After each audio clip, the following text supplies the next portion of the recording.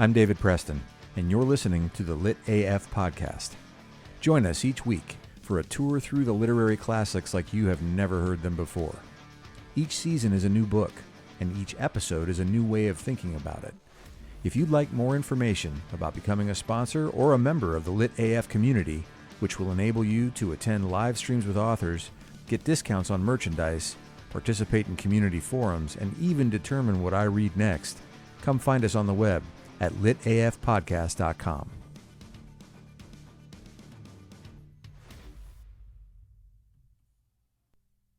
Hey everyone, welcome back to the Lit AF podcast. Today we're looking at Chapter 4 of The Great Gatsby. Let's jump right in. On Sunday morning, while church bells rang in the villages along shore, the world and its mistress returned to Gatsby's house and twinkled hilariously on his lawn. "He's a bootlegger," said the young ladies, moving somewhere between his cocktails and his flowers. One time he killed a man who had found out that he was nephew to von Hindenburg and second cousin to the devil. "Reach me a rose, honey, and pour me a last drop into that there crystal glass." You know, nothing's changed.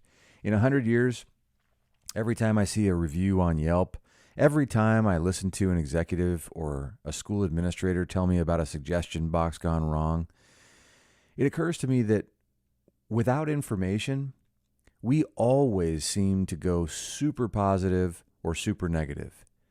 Now, sometimes what I mean by without information is literally we don't know what we're talking about. We make guesses about people. We profile. We blame police for doing this all the time, and rightly so. But every single moment we use schema instead of the information right in front of us to make a judgment about someone or something. Or we judge a merchant, a sale, a commerce-based commodity or service or product on one experience, and we just, yay, praise them on Yelp. Yay, praise them on Airbnb or VRBO. And I'm naming these companies not because I'm promoting anything. Not only do I not promote them, I don't even like them. But I think they're good examples of places where people feel free to make judgments and assumptions without a whole lot of evidence to support them. And I'm also going to defend the practice. It's human nature. We have to protect ourselves in some ways. If someone walks in and says, "Hey, is there a," and fill in the blank with your name here, before you know why they're calling you, it's usually not like, "Oh my gosh, I've been chosen for a prize." It's usually some assumption about, what do I have to prepare myself for? So when I read this about the young ladies making guesses about Gatsby, my mind immediately goes to the schema we use all the time to tell ourselves stories about the people who are right in front of us. And sometimes those stories can really help. I remember in the 7th grade, my friend Roy Higashi invited me home for dinner. And when I went there, I didn't know the Japanese custom of taking off your shoes when you entered the house. And his mom yelled at me. Now, had I known the custom in Japanese culture, I might have been more prepared. If I take that to the extreme, though, the ideas in my head could be more powerful than the people right in front of me. What if my ideas about Japanese culture said, "Take off your shoes," but the people I was visiting didn't care or didn't mind or felt uncomfortable with me taking off my shoes?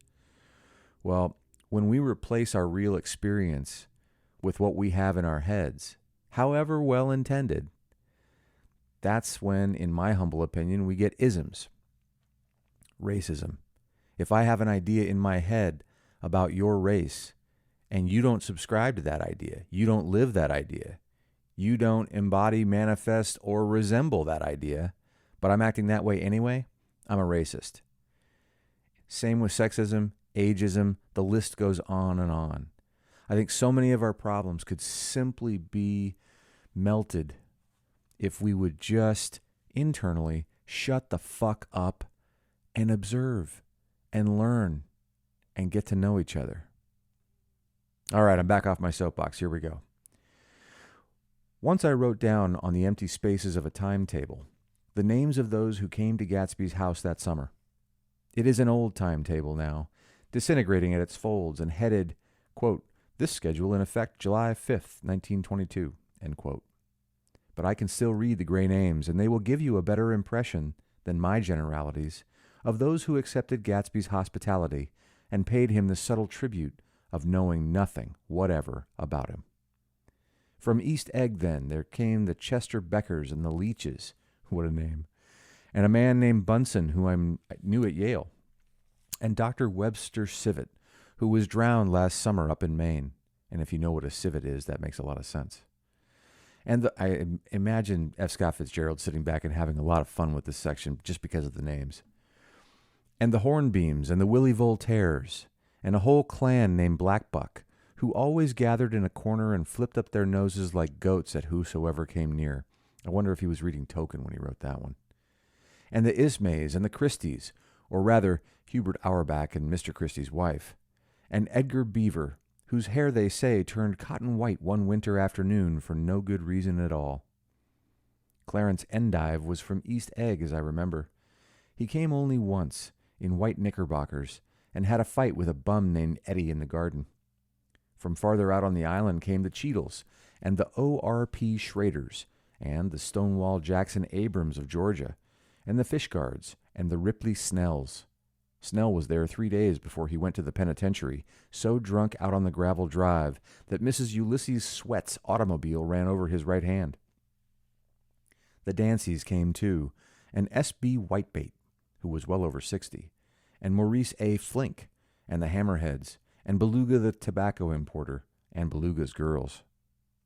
From West Egg came the Poles and the Mulreadys, and Cecil Roebuck, and Cecil Schoen, and Gulick, the state senator, and Newton Orkin, who controlled films par excellence and exhaust, and Clyde Cohen and Don S. Schwartz, the son, and Arthur McCarty, all connected with the movies in one way or another. And the Catlips, I like that one, and the Bembergs, and G. Earl Muldoon. This sounds almost like a Dr. Seuss story. And yes, it's Seuss and not Seuss. Brother to that Muldoon, who afterwards strangled his wife. DeFontenot, the promoter, came there, and Ed Legros, and James B. Rotgut Ferret, and the DeJongs, and Ernest Lilly. They came to gamble, and when Ferret wandered into the garden, it meant he was cleaned out, and Associated Traction would have to fluctuate profitably the next day, implying, of course, that someone had their finger on the scale. A man named Klipspringer was there so often and so long that he became known as, quote, the boarder, end quote. I doubt if he had any other home. Of theatrical people, there were Gus Ways and Horace O'Donovan, and Lester Meyer and George Duckweed and Francis Bull. Also from New York were the Cromes, and the Backey Sons, and the Denekers, and Russell Betty, and the Corrigans, sounds like a band, Russell Betty and the Corrigans, and the Kelleher's, and the Dewars, and the Scullys, and S.W. Belcher, and the Smirks, and the young Quinns, divorced now, and Henry L. Palmetto, who killed himself by jumping in front of a subway train in Times Square. Benny McClanahan always arrived with 4 girls. They were never quite the same ones in physical person, but they were so identical one with another that it inevitably seemed they had been there before. I have forgotten their names. Jacqueline, I think, or else Consuela, or Gloria, or Judy, or June. And their last names were either the melodious names of flowers and months, or the sterner ones of the great American capitalists, whose cousins, if pressed, they would confess themselves to be. In addition to all these, I can remember that Faustina O'Brien came there at least once, and the Baedeker girls and young Brewer, who had his nose shot off in the war, and Mr. Albrucksberger and Miss Haig, his fiancée, and Ardita Fitzpeters, and Mr. P. Jewett, once head of the American Legion, and Miss Claudia Hipp with a man reputed to be her chauffeur, and a prince of something whom we called Duke, and whose name, if I ever knew it, I have forgotten. All these people came to Gatsby's house in the summer. At 9 o'clock one morning, late in July, Gatsby's gorgeous car lurched up the rocky drive to my door and gave out a burst of melody from its 3-noted horn. It was the first time he had called on me, though I had gone to 2 of his parties, mounted in his hydroplane, and, at his urgent invitation, made frequent use of his beach. "Good morning, old sport. You're having lunch with me today, and I thought we'd ride up together." He was balancing himself on the dashboard of his car, with that resourcefulness of movement that is so peculiarly American, that comes, I suppose, with the absence of lifting work or rigid sitting in youth, and even more, with the formless grace of our nervous, sporadic games. This quality was continually breaking through his punctilious manner in the shape of restlessness. He was never quite still. There was always a tapping foot somewhere, or the impatient opening and closing of a hand. He saw me looking with admiration at his car. "It's pretty, isn't it, old sport?" He jumped off to give me a better view. "Haven't you ever seen it before?" I'd seen it. Everybody had seen it. It was a rich cream color, bright with nickel, swollen here and there in its monstrous length with triumphant hat boxes and supper boxes and tool boxes, and terraced with a labyrinth of windshields that mirrored a dozen suns. Sitting down behind many layers of glass in a sort of green leather conservatory, we started to town. I had talked with him perhaps half dozen times in the past month and found, to my disappointment, that he had little to say. So my first impression that he was a person of some undefined consequence had gradually faded, and he had become simply the proprietor of an elaborate roadhouse next door. And then came that disconcerting ride. We hadn't reached West Egg Village before Gatsby began leaving his elegant sentence unfinished and slapping himself indecisively on the knee of his caramel-colored suit. "Look here, old sport," he broke out surprisingly. "What's your opinion of me, anyhow?" A little overwhelmed, I began the generalized evasions which that question deserves. "Well, I'm going to tell you something about my life," he interrupted. "I don't want you to get the wrong idea of me from all these stories you hear." So he was aware of the bizarre accusations that flavored conversation in his halls. "I'll tell you God's truth. I don't know about you, dear listener, but whenever anybody says that or anything like it, like they start a sentence with, honestly, or actually, or in fact, it makes you wonder what they're doing the rest of the time." Gatsby's right hand suddenly ordered divine retribution to stand by. "I am the son of some wealthy people in the Middle West, all dead now. I was brought up in America, but educated at Oxford because all my ancestors have been educated there for many years. It is a family tradition." He looked at me sideways, and I knew why Jordan Baker had believed he was lying. He hurried the phrase, "educated at Oxford," or swallowed it, or choked on it, as though it had bothered him before. And with this doubt, his whole statement fell to pieces, and I wondered if there wasn't something a little sinister about him after all. "What part of the Middle West?" I inquired casually. "San Francisco." "I see. My family all died, and I came into a good deal of money." His voice was solemn, as if the memory of that sudden extinction of a clan still haunted him. For a moment, I suspected he was pulling my leg, but a glance at him convinced me otherwise. "After that, I lived like a young Rajah in all the capitals of Europe, Paris, Venice, Rome, collecting jewels, chiefly rubies, hunting big game, painting a little, things for myself only, and trying to forget something very sad that had happened to me long ago." With an effort, I managed to restrain my incredulous laughter. The very phrases were worn so threadbare that they evoked no image except that of a turbaned character, leaking sawdust at every pore as he pursued a tiger through the Bois de Boulogne. "Then came the war, old sport. It was a great relief, and I tried very hard to die, but I seemed to bear an enchanted life. I accepted a commission as first lieutenant when it began. In the Argonne Forest, I took 2 machine-gun detachments so far forward that there was a half-mile gap on either side of us where the infantry couldn't advance. We stayed there 2 days and 2 nights, 130 men with 16 Lewis guns, and when the infantry came up at last, they found the insignia of 3 German divisions among the piles of dead. I was promoted to be a major, and every Allied government gave me a decoration, even Montenegro, little Montenegro down on the Adriatic Sea. Little Montenegro. He lifted up the words and nodded at them with his smile. The smile comprehended Montenegro's troubled history and sympathized with the brave struggles of the Montenegrin people.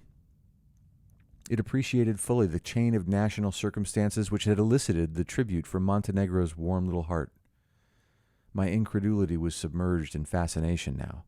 It was like skimming hastily through a dozen magazines. Now, here's where I would tell most people in a course, if I were teaching one, what are we going on for? You don't know shit about Montenegro. Look it up. That's an allusion. That's a reference to something the author thinks we should know. And if you're not getting that, well, you can get a little bit of meaning just by reading the paragraph. But it makes you wonder what Fitzgerald was throwing that you're missing if you don't know anything about Montenegro. He reached in his pocket, and a piece of metal slung on a ribbon fell into my palm. That's the one from Montenegro. To my astonishment, the thing had an authentic look. Ordere di Danilo, ran the circular legend. Montenegro, Nicholas Rex. Turn it. Major J. Gatsby, I read, for valor extraordinary. Here's another thing I always carry, a souvenir of Oxford days. It was taken in Trinity Quad. The man on my left is now the Earl of Doncaster. I'm kind of fascinated with people who keep stuff on their person, like who take stuff around with them in their pockets. Growing up, I had friends who had a special baseball card or a rabbit's foot, and I've even heard that, some pretty public, well-accomplished figures. I think Ken Burns, the documentary maker, I should say the documentarian, keeps things in his pockets. And my daughter and I both have totems, talismans, from moments in time that matter to us. But I have to confess, I feel better when I don't have anything in my pockets as though they're weighing me down. And I wonder why why Fitzgerald, I should say, added this to Gatsby's character. It's a photograph of half a dozen young men in blazers loafing in an archway through which there were visible a host of spires. There was Gatsby, looking a little, not much, younger, with a cricket bat in his hand. Then it was all true. I saw the skins of tigers flaming in his palace on the Grand Canal. I saw him opening a chest of rubies to ease, with their crimson-lighted depths, the gnawings of his broken heart. "I'm going to make a big request of you today," he said, pocketing his souvenirs with satisfaction. "So I thought you ought to know something about me. I didn't want you to think I was just some nobody."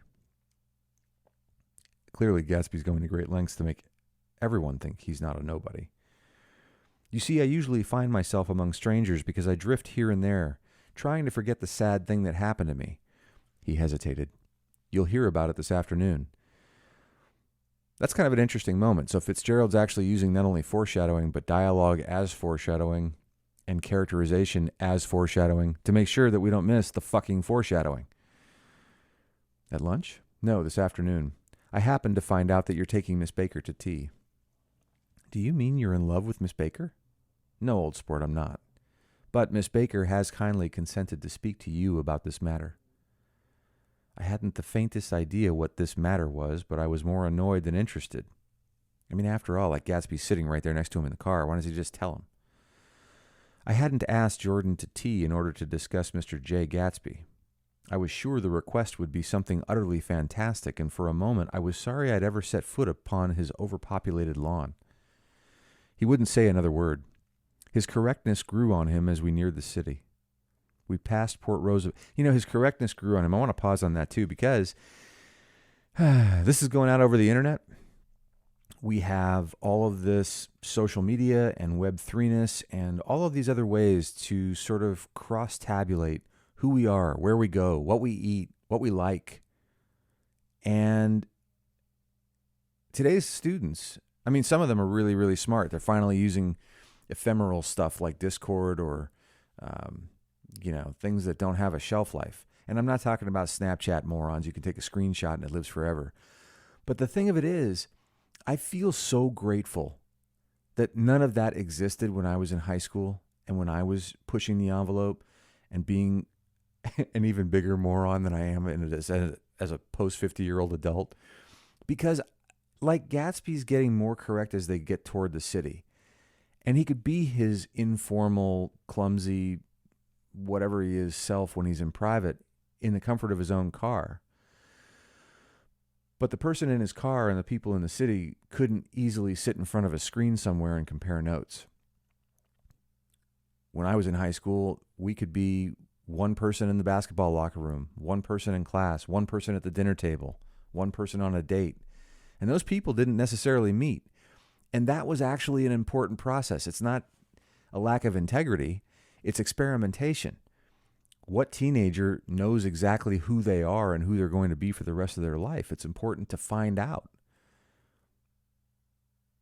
It's interesting to watch Gatsby do what researchers like Stephen Krashen have called code switching, and other researchers called Vygotsky, or named Vygotsky, have called social learning. It actually accelerates our understanding, comprehension, memory, and everything else to explore different ways of speaking with each other and to bounce ideas off of one another. It's almost like personality or cognitive echolocation. We passed Port Roosevelt, where there was a glimpse of red-belted ocean-going ships, and sped along a cobbled slum lined with the dark, undeserted saloon of the faded gilt 1900s. Then the Valley of Ashes opened out on both sides of us, and I had a glimpse of Mrs. Wilson, straining at the garage pump with panting vitality as we went by. With fenders spread like wings, we scattered light through half-assed Astoria. I like pronouncing it that way. I could have said half Astoria, but I like half-assed Astoria. Only half, for as we twisted among the pillars of the elevated, I heard the familiar jug-jug spat of a motorcycle, and a frantic policeman rode alongside. "All right, old sport," called Gatsby. We slowed down. Taking a white card from his wallet, he waved it before the man's eyes. "Right you are," agreed the policeman, tipping his cap. "Know you next time, Mr. Gatsby. Excuse me." "What was that?" I inquired. "The picture of Oxford?" "I was able to do the commissioner once." Ha! What a hell of a slip that was. Welcome to life inside the classroom when nobody's looking. I was able to do the commissioner a favor once, and he sends me a Christmas card every year. Over the great bridge, with the sunlight through the girders making a constant flicker upon the moving cars, with the city rising up across the river in white heaps, and sugar lumps all built with a wish out of non-olfactory money. Olfactory is another word that most people reading this book, especially in school, wouldn't bother to look up, but it's the sense of smell. The city seen from the Queensboro Bridge is always the city seen for the first time, in its first wild promise of all the mystery and the beauty in the world. A dead man passed us in a hearse heaped with blooms, followed by 2 carriages with drawn blinds and by more cheerful carriages for friends. The friends looked out at us with the tragic eyes and short upper lips of southeastern Europe, and I was glad that the sight of Gatsby's splendid car was included in their somber holiday. Now, Fitzgerald writes a dead man passed us. Nothing here is an accident. Authors choose the imagery and the scenes and everything else, every single letter, every single punctuation mark. So why a dead man in this moment? And after all, the hearse heaped with blooms is what the characters, and by extension we, can see. We don't see the corpse. In the same way that we don't smell the money. We see the view of the skyscrapers, and it's the money view. You've seen a view of Manhattan, and if you haven't, look one up. It's fucking impressive. New York absolutely stinks of money, but not to the nose. It's an overwhelming experience of money, the same way that Washington, D.C. is an overwhelming experience of power. They're designed that way. Fitzgerald, by introducing death in this moment, is introducing what? Endings, absences, things unseen, unpleasantness? It's a good question to ask. As we crossed Blackwell's Island, a limousine passed us, driven by a white chauffeur, in which sat 3 modish Negroes, 2 bucks and a girl. I pray that's okay. I'm just reading the text as I read it. But, you know, it's interesting that here Fitzgerald flips the script. It's a white chauffeur. But then he goes on to say 2 bucks and a girl. Ugh. I laughed aloud as the yolks of their eyeballs rolled toward us in haughty rivalry. Anything can happen now that we've slid over this bridge, I thought. Anything at all. Even Gatsby could happen without any particular wonder. Roaring noon. In a well-fanned 42nd Street cellar, I met Gatsby for lunch. Blinking away the brightness of the street outside, my eyes picked him out obscurely in the anteroom, talking to another man. "Mr. Carraway, this is my friend, Mr. Wolfsheim." Well, if you thought about the racism in the last couple of paragraphs, welcome to the bigotry in this one. A small flat-nosed Jew raised his large head and regarded me with 2 fine growths of hair which luxuriated in either nostril. Hardly a complimentary description. After a moment, I discovered his tiny eyes in the half-darkness. It gets worse. So I took one look at him, said Mr. Wolfsheim, shaking my hand earnestly, and what do you think I did? What? I inquired politely. But evidently, he was not addressing me. I actually read what wrong. So when I inquired politely, I realized that Nick Carraway, our narrator, was trying to express interest. So I'll try that again. So I took one look at him, said Mr. Wolfsheim, shaking my hand earnestly, and what do you think I did? What? I inquired politely. But evidently he was not addressing me, for he dropped my hand and covered Gatsby with his expressive nose. Oh, again, the stereotypes. I handed the money to Catspaw, and I said, all right, Catspaw, don't pay him a penny till he shuts his mouth. He shut it then and there. Gatsby took an arm of each of us and moved forward into the restaurant, whereupon Mr. Wolfsheim swallowed a new sentence he was starting and lapsed into a somnambulatory abstraction. Look it up. Highballs? Asked the head waiter. This is a nice restaurant here, said Mr. Wolfsheim, looking at the Presbyterian nymphs on the ceiling. But I like across the street better. Yes, highballs, agreed Gatsby. And then to Mr. Wolfsheim, it's too hot over there. Hot and small, yes, said Mr. Wolfsheim, but full of memories. What place is that? I asked. The old Metropole. The old Metropole, brooded Mr. Wolfsheim gloomily. Filled with faces dead and gone. Filled with friends gone now forever. I can't forget, so long as I live, the night they shot Rosie Rosenthal there. It was 6 of us at the table, and Rosie had eaten and drunk a lot all evening. When it was almost morning, the waiter came up to him with a funny look and says somebody wants to speak to him outside. All right, says Rosie, and begins to get up, and I pulled him down in his chair. Let the bastards come in here if they want you, Rosie, but don't you, so help me, move outside this room. It was 4 o'clock in the morning then, and if we'd have raised the blinds, we'd have seen daylight. Now, in my copy of Gatsby, it says we, apostrophe D, and then space, and the word OF. I know he's writing dialogue the way he hears it in this moment, but I see so many students, especially English language learners, make this kind of mistake. It just still makes me cringe. Did he go? I asked innocently. Sure he went. Mr. Wolfsheim's nose flashed at me indignantly. His nose flashed. Fucking Rudolph. He turned around in the door and says, don't let that waiter take away my coffee. Then he went out on the sidewalk and they shot him 3 times in his full belly and drove away. 4 of them were electrocuted, I said, remembering. 5 with Becker. His nostrils turned to me in an interested way. I understand you're looking for a business connection. The juxtaposition of these 2 remarks was startling. Gatsby answered for me. Oh, no, he exclaimed. This isn't the man. No? Mr. Wolfsheim seemed disappointed. This is just a friend. I told you we'd talk about that some other time. I beg your pardon, said Mr. Wolfsheim. I had a wrong man. The succulent hash arrived, and Mr. Wolfsheim, forgetting the more sentimental atmosphere of the old metropole, began to eat with ferocious delicacy. His eyes, meanwhile, roved very slowly all around the room. He completed the arc by turning to inspect the people directly behind. I think that except for my presence, he would have taken one short glance beneath our own table. Look here, old sport, said Gatsby, leaning toward me. I'm afraid I made you a little angry this morning in the car. There was the smile again, but this time I held out against it. I don't like mysteries, I answered, and I don't understand why you won't come out frankly and tell me what you want. Why has it all got to come through Miss Baker? Oh, it's nothing underhand, he assured me. Miss Baker's a great sportswoman, you know, and she'd never do anything that wasn't all right. Well, we already know that's bullshit. Suddenly he looked at his watch, jumped up, and hurried from the room, leaving me with Mr. Wolfsheim at the table. He has to telephone, said Mr. Wolfsheim, following him with his eyes. Fine fellow, isn't he? Handsome to look at, and a perfect gentleman. Yes, he's an Oxford man. Oh, he went to Oxford. I'm reading it that way because he spells it here, O-G-G-S Ford. He went to Oxford College in England. You know Oxford College? I've heard of it. It's one of the most famous colleges in the world. Have you known Gatsby for a long time? I inquired.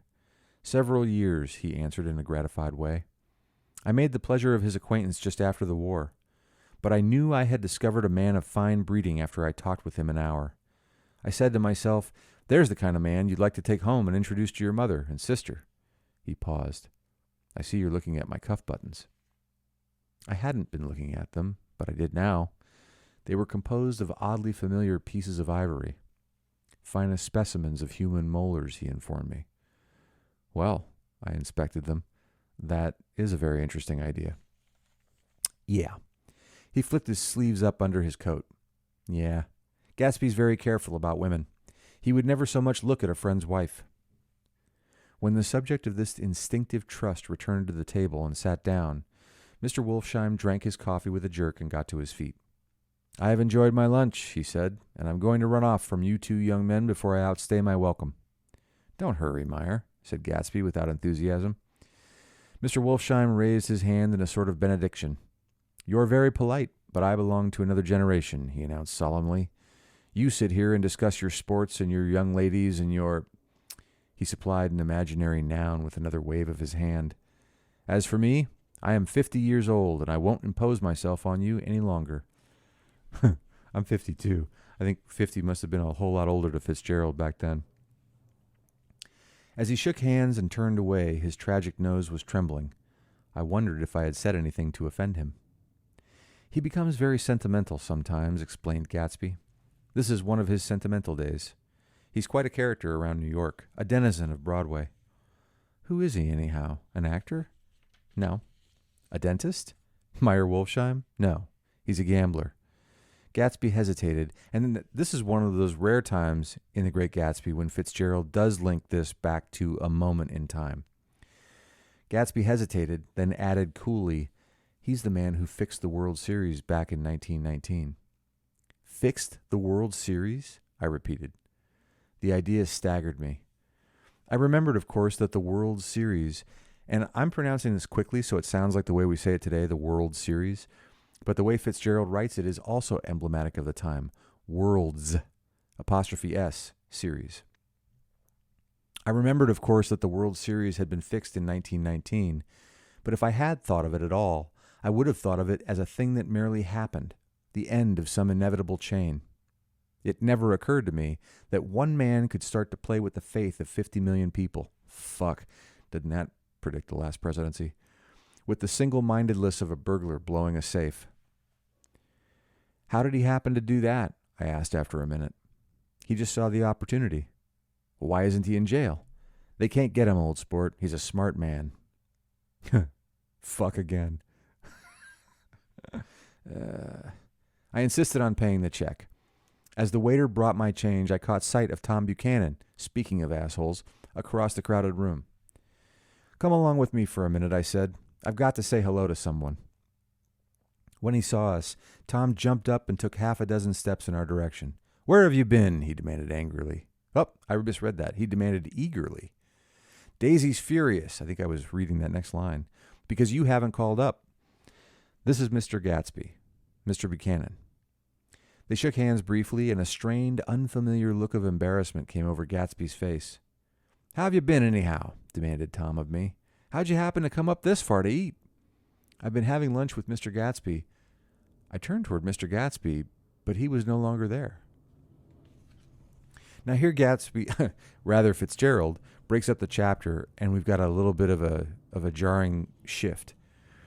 One October day in 1917, said Jordan Baker that afternoon, sitting up very straight on a straight chair in the tea garden at the Plaza Hotel, "I was walking along from one place to another, half on the sidewalks and half on the lawns. I was happier on the lawns because I had on shoes from England with rubber knobs on the soles that bit into the soft ground. I had on a new plaid skirt, also that blew a little in the wind, and whenever this happened, the red, white, and blue banners in front of all the houses stretched out stiff and said, 'Tut, tut, tut, tut,' in a disapproving way. The largest of the banners and the largest of the lawns belonged to Daisy Faye's house. She was just 18, 2 years older than me, and by far the most popular of all the young girls in Louisville. She dressed in white and had a little white roadster, and all day long the telephone rang in her house, and excited young officers from Camp Taylor demanded the privilege of monopolizing her that night, anyways, for an hour. When I came opposite her house that morning, her white roadster was beside the curb, and she was sitting in it with a lieutenant I had never seen before. They were so engrossed in each other that she didn't see me until I was 5 feet away. Now, at this point, if Fitzgerald is making a break in the action between Gatsby, our narrator, and Tom Buchanan, and going into some kind of long-winded story from Jordan Baker that doesn't so far seem connected to anything and actually seems to be exposition about Daisy's character, I'm going to go out on a limb and say it must be pretty fucking important. "Hello, Jordan," she called unexpectedly. "Please come here." I was flattered that she wanted to speak to me because of all the older girls I admired her most. She asked me if I was going to the Red Cross and make bandages. I was. Well then, would I tell them that she couldn't come that day? The officer looked at Daisy while she was speaking in a way that every young girl wants to be looked at sometime. And because it seemed romantic to me, I have remembered the incident ever since. Oops. I just read the next few words and went, oh shit, in my head. His name, you guessed it, was Jay Gatsby. And I didn't lay eyes on him again for over 4 years, even after I'd met him on Long Island, and I didn't realize it was the same man. That was 1917. By the next year, I had a few beaux myself, and I began to play in tournaments, so I didn't see Daisy very often. She went with a slightly older crowd, when she went with anyone at all. Wild rumors were circulating about her, how her mother had found her packing her bag one winter night to go to New York and say goodbye to a soldier who was going overseas. She was effectually prevented, but she wasn't on speaking terms with her family for several weeks. After that, she didn't play around with the soldiers anymore, but only with a few flat-footed, short-sighted young men in town who couldn't get into the army at all. By the next autumn, she was gay again, gay as ever. She had a debut after the armistice, and in February she was presumably engaged to a man from New Orleans. In June, she married Tom Buchanan of Chicago with more pomp and circumstance than Louisville ever knew before. He came down with 100 people in 4 private cars and hired a whole floor of the Seelbach Hotel, and the day before the wedding, he gave her a string of pearls valued at $350,000. I am not an economist, but I do know that $350,000 in 1920-something would be approximately a metric fuck ton of money today. I was a bridesmaid. I came into her room half an hour before the bridal dinner and found her lying on her bed as lovely as the June night in her flowered dress, and as drunk as a monkey. She had a bottle of Sauterne in one hand and a letter in the other. "Congratulate me," she muttered. "Never had a drink before, but oh, how I do enjoy it." "What's the matter, Daisy?" I was scared, I can tell you. I'd never seen a girl like that before.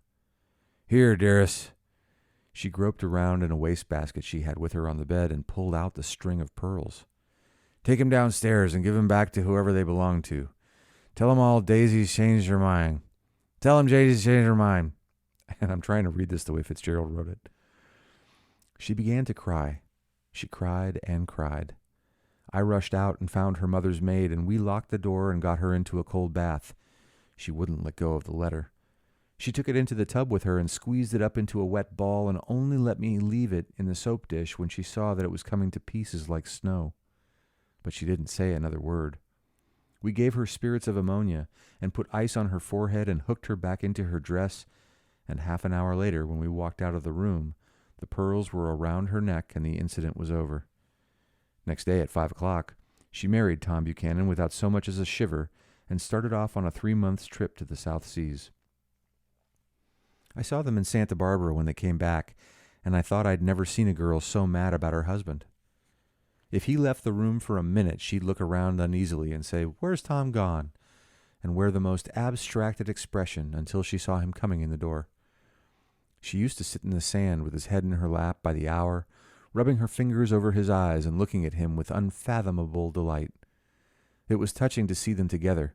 It made you laugh in a hushed, fascinated way. That was in August. A week after I left Santa Barbara, Tom ran into a wagon on the Ventura Road one night and ripped the front wheel off his car. The girl who was with him got into the papers too because her arm was broken. She was one of the chambermaids in the Santa Barbara hotel. Now, the first couple times I remember reading The Great Gatsby with a high school English class was actually at one of the oldest high schools in California in Santa Barbara County. And the people I was talking to knew the roads and could identify with the beach and could picture the scene. But whether or not you have a geographical sense of the paragraph I just read, we all have a sense of being betrayed. The next April, Daisy had her little girl, and they went to France for a year. I saw them one spring in Cannes, and later in Deauville, and then they came back to Chicago to settle down. Daisy was popular in Chicago, as you know. They moved with a fast crowd, all of them young and rich and wild, but she came out with an absolutely perfect reputation. Perhaps because she doesn't drink. It's a great advantage not to drink among hard-drinking people. You can hold your tongue, and moreover, you can time any little irregularity on your own, so that everybody else is so blind that they don't see or care. Perhaps Daisy never went in for amour at all, and yet there's something in that voice of hers. Well, about 6 weeks ago, she heard the name Gatsby for the first time in years. It was when I asked you, do you remember if you knew Gatsby in West Egg? After you had gone home, she came into my room and woke me up and said, "What Gatsby?" And when I described him, I was half asleep. She said in the strangest voice it must be the man she used to know. It wasn't until then that I connected this Gatsby with the officer in her white car. Ah, shit. You should be thinking to yourself right about now. When Jordan Baker had finished telling all this, we had left the plaza for half an hour and were driving in a Victoria through Central Park. The sun had gone down behind the tall apartments of the movie stars in the West 50s, and the clear voices of little girls, already gathered like crickets on the grass, rose through the hot twilight. I love that image. When I was a grad student at UCLA, I used to live on the east side of campus, not too far from the Botanical Gardens and the Medical Center, right at the base of Sorority Row. And I remember during rush week, Sorority Row sounded like an aviary, so I can only imagine the clear voices of little girls sounding like crickets to F. Scott Fitzgerald. The little girls, "I'm the Sheik of Araby, your love belongs to me. At night when you're asleep, into your tent I'll creep." It was a strange coincidence, I said, but it wasn't a coincidence at all. Why not? Gatsby bought that house so that Daisy would be just across the bay. I'll repeat that. Gatsby bought that house so that Daisy would be just across the bay. Then it had not been merely the stars to which he had aspired on that June night. He came alive to me, delivered suddenly from the womb of his purposeless splendor. "He wants to know," continued Jordan, "if you'll invite Daisy to your house some afternoon and then let him come over." The modesty of the demand shook me. He had waited 5 years and bought a mansion where he dispensed starlight to casual moths so that he could come over some afternoon to a stranger's garden. Did I have to know all this before he could ask such a little thing? He's afraid. He's waited so long. He thought you might be offended. You see, he's a regular tough underneath it all. Something worried me. Why didn't he ask you to arrange a meeting? He wants her to see his house, she explained, and your house is right next door. Oh. I think he half expected her to wander into one of his parties some night, went on Jordan. But she never did. Then he began asking people casually if they knew her, and I was the first one he found. It was that night he sent for me at his dance, and you should have heard the elaborate way he worked up to it. Of course, I immediately suggested a luncheon in New York, and I thought he'd go mad. "I don't want to do anything out of the way," he kept saying. "I want to see her right next door." When I said you were a particular friend of Tom's, he started to abandon the whole idea. He doesn't know very much about Tom, though he says he's read a Chicago paper for years just on the chance of catching a glimpse of Daisy's name. It was dark now, and as we dipped under a little bridge, I put my arm around Jordan's golden shoulder and drew her toward me and asked her to dinner. Suddenly I wasn't thinking of Daisy and Gatsby anymore, but of this clean, hard, limited person who dealt in universal skepticism and who leaned back jauntily just within the circle of my arm. A phrase began to beat in my ears with a sort of heady excitement. There are only the pursued, the pursuing, the busy, and the tired. Seems like a throwaway phrase, but I can imagine Fitzgerald writing that one. And Daisy ought to have something in her life, murmured Jordan to me. Does she want to see Gatsby? She's not to know about it. Gatsby doesn't want her to know. You're just supposed to invite her to tea. We passed a barrier of dark trees and then the facade of 59th Street. A block of delicate pale light beamed down into the park. Unlike Gatsby and Tom Buchanan, I had no girl whose disembodied face floated along the dark cornices and blinding signs. And so I drew up the girl beside me, tightening my arms. Her wan, scornful mouth smiled, and so I drew her up again, closer, this time to my face. Well, we started today with the profiles of imagined stereotypes and ideas of people in our minds. And Nick winds up with something very real and very imperfect and possibly very adorable right in front of his face. If you're interested in sponsoring the podcast or joining the Lit AF community, please head on over to our website at litafpodcast.com. Thanks for listening.